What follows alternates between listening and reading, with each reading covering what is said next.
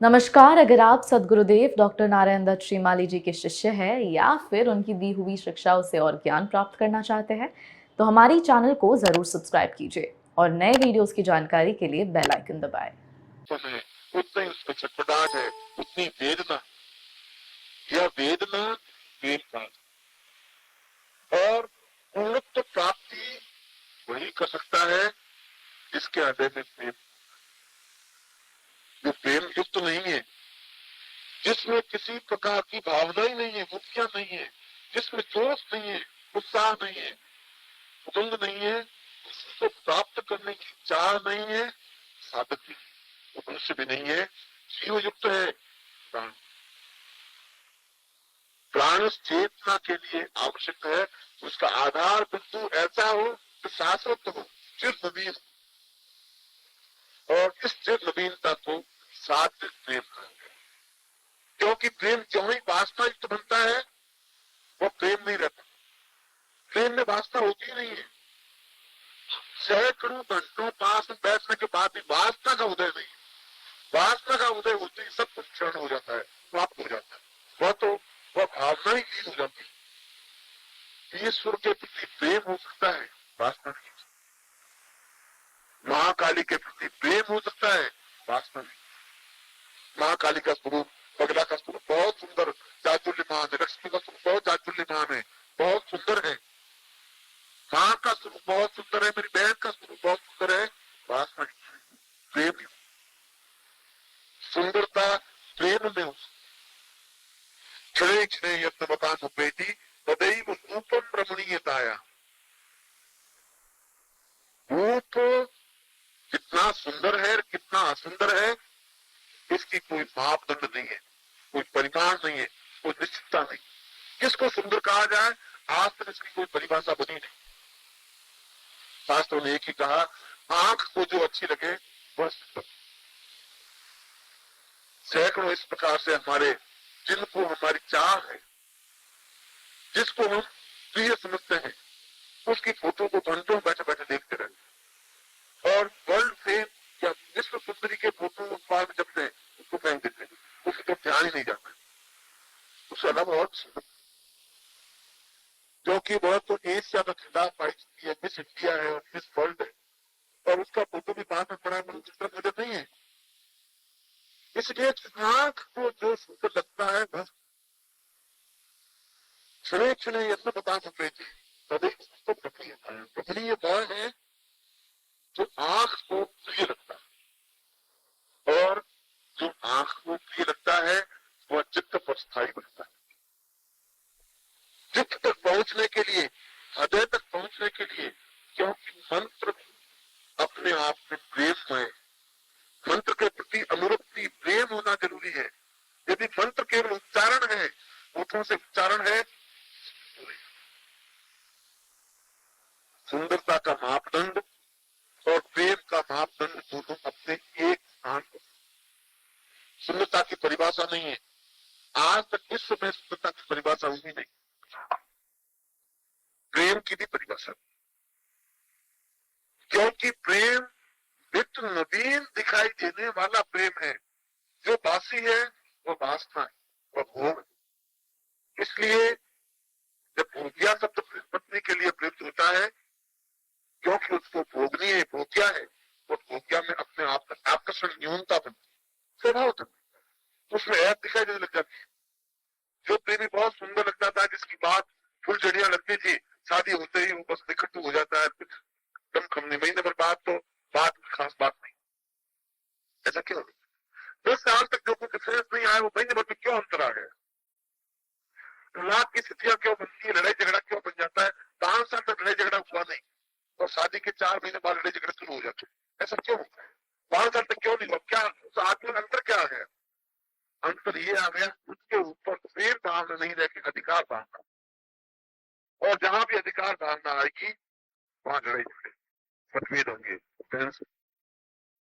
इसलिए बहुत ज्यादा जरूरी है कि प्रेम चित्त पर सीधा इफेक्ट करता है, और शिक्षा में और कोई पदार्थ चित्त पर इफेक्ट नहीं करता, शरीर के अन्य अंगों पर इफेक्ट करता है।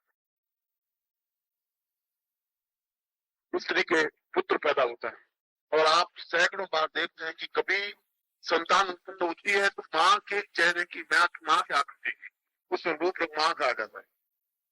कभी संतान पैदा होती है तो पति का आकार आ जाता है, उसके आंख नाक कान। कहते हैं दादी दादी कहती है कि बाप गया है, ये बाप गया है और ये लड़का माँ पे गया है। और कभी कभी ऐसा भी होता है जो माँ भी नहीं जाता, बाप भी नहीं जाता। जो स्त्री नित्य शीशे में देखती है और अपने चित्र पर अपना इफेक्ट डालती रहती है, उसके उसके जैसा ही लड़का पैदा है, माँ के जैसा ही लड़का, क्योंकि उसके चित्र पर प्रभाव पड़ रहा है अपने स्वरूप का। बार बार वो अपने ही स्वरूप का चिंतन कर रही है, उसको दूसरे स्वरूप का चिंतन उसके मानस में नहीं है। ऐसे सैकड़ों स्त्री है जो पर्स में वो शीशा रखती है और 5 मिनट बाद उस शीशे को देखती है, यूं करके फर्क क्या पड़ा है 5 मिनट में, क्या होगा। मुंबई जैसे शहर में जाए तो हर 3 सेकंड बाद निकालेंगे, नहीं देखेंगे और उनका अभी 3 मिनट तक तो ठीक ठाक था भाई, वो बेकार क्यों दुखी हो रही है, कोई फर्क नहीं पड़ा है। मगर अब उसमें वो है कि भगवान जाने क्या कुछ चेंज क्या आ गया। और जो केवल बार बार अपने ही स्वरूप का चिंतन करती है, संतान भी उसी के आकृति की तरह। जो पति से प्रेम करती है, जिसके हृदय पर चित्त पर पति का प्रभाव पड़ता है, उसकी संतान भी पति के आकृति की। और कई बार ऐसा होगा कि पुत्र उत्पन्न होता है, कुछ लक्षण कुछ चिन्ह शरीर के पिता के समान मिलते हैं कि दूसरे पिता के समान मिलते हैं। महाकाली साधना में भी जब तक उस चित्त पर उस मंत्र का स्वरूप का इफेक्ट नहीं पड़ेगा, तब तक किसी भी प्रकार की सिद्धि की उत्पत्ति नहीं। सिद्धि की उत्पत्ति के लिए सारा सृष्टि विधान क्रम तो वही है जो क्रम मैंने आपको दान दिया। और इस क्रम को समझने से पूर्व जिसका प्रत्येक स्त्री को अपने स्वयं के बारे में पक्का ज्ञान होता है, निश्चित ज्ञान होता है कि मैं क्या हूँ और कहाँ से सुंदर लग रही हूँ, कहाँ से सुंदर नहीं लग रही हूँ। वह उसी हाव भाव में उसी तरीके से बात करने की कोशिश करेगी, चलने की कोशिश करेगी। उस समय भी यही स्त्रियों के लक्षण आ गए, कुछ वेट ला करके चलेंगे, मुर्जा करके चलेंगे, बहकाते हुए चलेंगे, क्योंकि उनमें कुछ न्यूनता है, कुछ हीन भावना है, कुछ कमी महसूस हो रही है कि मुझे कुछ नहीं है जो मुझे दिखाना जरूरी। साधु सन्यासियों को कोई जरूरत नहीं, शीशे की जरूरत नहीं है, वो अपने मस्ती के साथ बैठे हैं, बस देख लिया तो देख लिया, नहीं देखा तो नहीं देखा। यह मस्ती, यह आनंद तभी आ सकता है जब हम अपने आप को अच्छी तरह से पहचाने या सामने वाले इष्ट को अच्छी तरह से पहचाने। गुरुमय होने के लिए पिछले शिविर में मुझे बार बार पूछा कि आप बार बार कह रहे हैं गुरुमय हो जाइए, गुरुमय हो जाइए, हम कैसे बने गुरुमय? तो तरीका क्या है? तो तरीका यही है कि जब एक ही चिंतन, एक ही भावना, एक ही विचार केवल अपने प्रेम के माध्यम से सामने वाले पर पड़ता रहता है, वही अपने चित्त पर प्रभाव डालता है।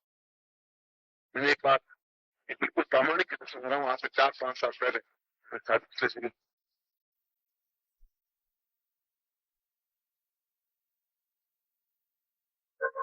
जीवन में इतनी तन्मयता आ सके जब किसी को बिना देखे हम रह नहीं सके। जब मीरा के शब्दों में कि सूली ऊपर सहज प्रिया की किस सूली ऊपर सहज, पृथ्वी पर सहज नहीं। कांटों के बीच में चलने की जो भावना, कल्पना, जिसके पीछे अपने आप को तन्मयता की भावना, और चित्त पर गुरु का अंक कब होता है? जब उसकी छवि आंखों में बराबर बनी रहती, एक ही क्षण उसकी चाल को देखते रहते हैं, बात को देखते रहते हैं, बैठने की क्रिया, उसने की क्रिया, उसको देखते ही चित्त में प्रसन्नता आ जाती है। यही स्थिति साधना, और यही स्थिति शिष्ट साधना की भी स्थिति, यही स्थिति इष्ट साधना की भी स्थिति है, ये स्थिति महाकाली साधना। जब हम उसके पीछे पूर्ण तन्मयता अपनापन महसूस करने लग जाएं, प्रेम करने लग जाएं, और इतना प्रेम कि हम एक क्षण भी अलग रहने की कल्पना से चीर उठे, खाली बैठे तो बिंब हमारे सामने वही आवे, वही विचार, वही भावना, वही चिंतन, उसी की बातें।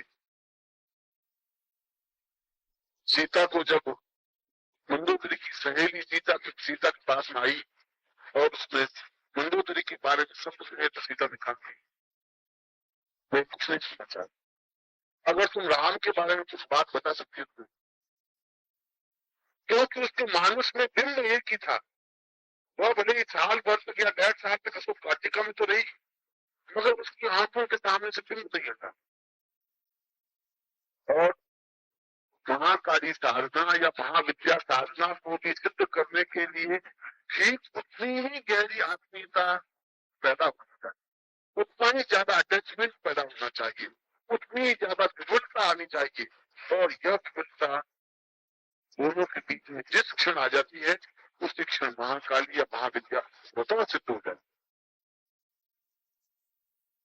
मगर उस सिद्धि को समझने के लिए जहाँ उस देवी के स्वरूप को समझने की जरूरत है, वही उस स्वरूप को अपने अंदर समाहित करने की स्थिति है। आप कई बार मुंबई आर्थिक और होटलों में लड़के आते रहते हैं जिसको डांस वांस करते रहते हैं, और मैं कई ऐसे देखता हूँ कि जहाँ आपस में प्रेम होता है अपने प्रेमी और प्रेमिका में, वहां प्रेमिका की चाल बदल जाती है प्रेमी के सदृश, ठीक उसी चाल से चलने लग जाती है, उसी प्रकार से हाव भाव बातचीत करने की क्रिया उसकी वैसी हो जाती है, वो तो बदल नहीं सकती। और वो ऐसा महसूस भी नहीं करती कि मैं ऐसा कर रही हूँ। स्वतः उसकी बातचीत में, उसकी क्रिया में, उसकी भावनाओं में, उसकी विचारों में, अभिव्यक्ति में ठीक वैसी ही क्रिया उसमें 5% डालो उसका। इसमें मैंने रामकृष्ण परमहंस का उदाहरण दिया कि काली के अनन्य उपासक और पूरे भारतवर्ष में रामकृष्ण परमहंस जैसा काली का उपासक नहीं, जो नित्य अपने हाथों से मां काली को भोजन कराता है और मां काली को पूजन करती है। ये तो बंगाल की बात है, अभी कुछ वक्त पहले की बात है, पुरानी बात। और उन्होंने अपने जीवन में रामकृष्ण परमहंस ने कुरान का अध्ययन किया, पूरी कुरान पढ़ी, बाइबल का अध्ययन किया, पूरी बाइबल पढ़ी, पूरी रामायण पढ़ी, पूरी श्रीमद् भगवद गीता पढ़ी, मां काली के उपासक होते हुए भी अन्य ग्रंथों को भी पढ़ा। इसलिए पढ़ा रामकृष्ण परमहंस की जीवनी लिखी है, रामकृष्ण मठ से वेदों को शिकरा पढ़े, उनके 8 भागों में लिखी। उन्होंने ये देखना चाहा कि क्या ये धर्म हिंदू धर्म के अलावा अन्य धर्म भी प्रामाणिक है, क्या मुस्लिम धर्म प्रामाणिक है या नहीं है, क्या बौद्ध धर्म प्रामाणिक है या नहीं है, क्या इसका शास्त्रीय बेस है या नहीं है। और एक धर्म है राधा संप्रदाय, कृष्ण संप्रदाय, आपने पढ़ा हो, आगरा में एक दौलत बाग के पास में है, इसको राधा संप्रदाय का आप लोगों को राधा स्वामी। दिल्ली में मैं एक संबंधित लोग, और उन्होंने रामकृष्ण परमहंस ने राम की उपासना और राम की पूर्ण। नमस्कार, अगर आप सद्गुरुदेव डॉक्टर नारायण दत्त श्रीमाली जी के शिष्य हैं या फिर उनकी दी हुई शिक्षाओं से और ज्ञान प्राप्त करना चाहते हैं तो हमारी चैनल को जरूर सब्सक्राइब कीजिए और नए वीडियोस की जानकारी के लिए बेल आइकन दबाएं।